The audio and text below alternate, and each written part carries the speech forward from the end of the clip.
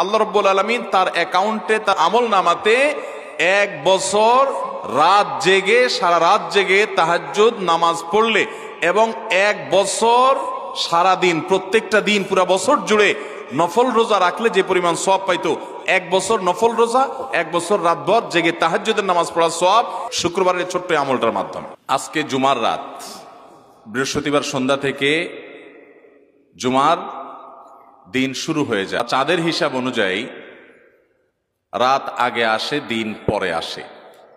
অতএব বৃহস্পতিবার সন্ধ্যা থেকে শুক্রবার শুরু হয়ে যায়। যে ব্যক্তি আমার প্রতি একবার দুরূদ পাঠ করবে, আল্লাহ রাব্বুল আলামিন তার প্রতি 10 বার রহমত নাজিল করবেন। কয়বার রহমত নাজিল করবেন? আপনার জীবনে 10টি জায়গায় খুব ক্রাইসিসে পড়ে গেছেন, আল্লাহর অমুক বান্দা পৃথিবীর অমুক প্রান্ত থেকে, অমুক দেশ থেকে, অমুকের সন্তান, সে আপনার প্রতি দুরূদ পেশ করেছে জুমার দিনে, জুমার রাতে বা অন্য সময়ে।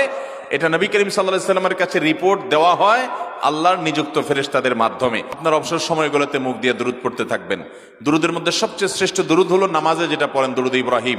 আল্লাহুম্মা সাল্লি আলা মুহাম্মদ ওয়া আলা আলি মুহাম্মদ কামা সাল্লাইতা আলা ইব্রাহিম ওয়া আলা আলি ইব্রাহিম ইন্নাকা হামিদুম।